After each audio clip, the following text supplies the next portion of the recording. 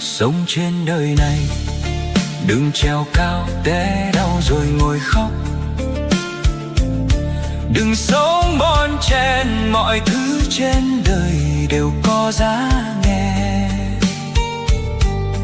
Nghèo vui với chồng, hai tay bế bồng, cuộc sống đơn sơ. Người ơi hãy nhớ, nếu có giàu sang xin đừng dối gian.